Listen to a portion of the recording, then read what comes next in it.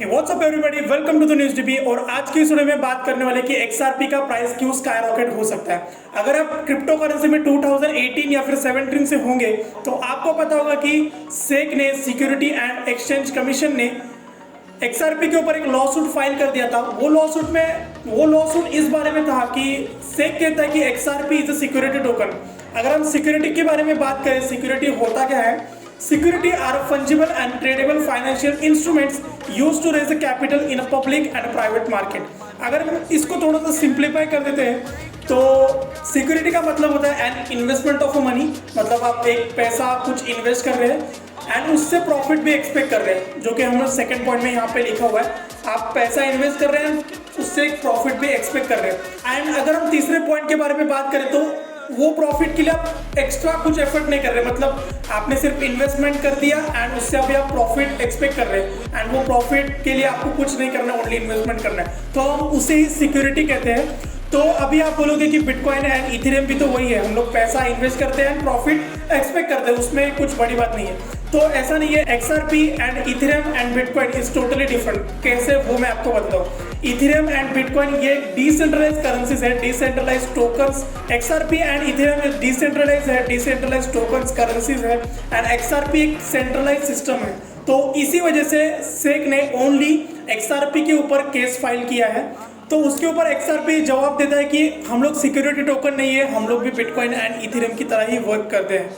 उसके आगे जाके XRP ये भी कहता है कि अमेरिका के इसी बिहेवियर की वजह से बहुत सारे जो बड़े बड़े इन्वेस्टर्स हैं वो अमेरिका छोड़ के दूसरे देश की तरफ जा रहे हैं इन्वेस्टमेंट के लिए, जैसे कि जापान हो गया, सिंगापुर हो गया एंड स्विट्जरलैंड एंड या फिर अदर कोई कंट्री हो गई। वहाँ पे रेगुलेटरी फ्रेमवर्क है, मतलब क्रिप्टो करेंसी के ऊपर एक अच्छे खासे रेगुलेशंस है जिससे कि मार्केट में एक अनसर्टेनिटी पैदा नहीं होती, मतलब फ्रॉड क्रिएट नहीं होता।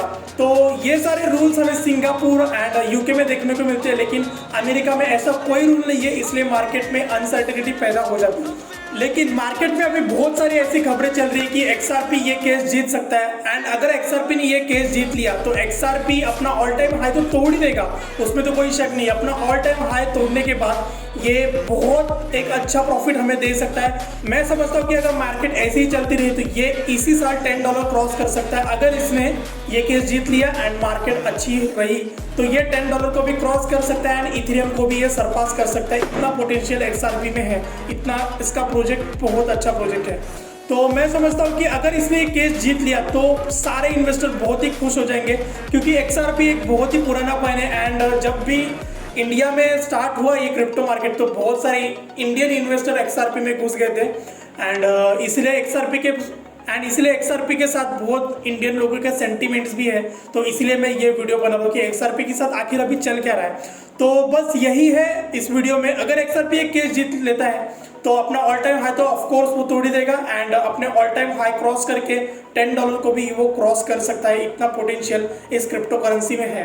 तो बस यही बताना था आज की इस वीडियो में। आशा करता हूँ कि आपको ये वीडियो पसंद आया होगा। अगर पसंद आए तो लाइक कीजिए इस वीडियो को, शेयर कीजिए अपने सारे दोस्तों के साथ एंड अगर आपको हमारे वीडियोस अच्छे लगते हैं तो हमारे टेलीग्राम चैनल को तो ज्वाइन कर ही लीजिए एंड यूट्यूब चैनल को भी सब्सक्राइब कर लीजिए, तो आप इस तरह के वीडियोस इस चैनल पे हमेशा देख सकते हो। एक डीप नॉलेज में आपको देने की कोशिश करूंगा हर टाइम, ताकि आप एक अच्छा खासा प्रॉफिट क्रिएट कर सको क्रिप्टो करेंसी से। तो चैनल को सब्सक्राइब करिए, टेलीग्राम चैनल को ज्वाइन करिए एंड मैं मिलता हूँ आपसे अगली वीडियो में।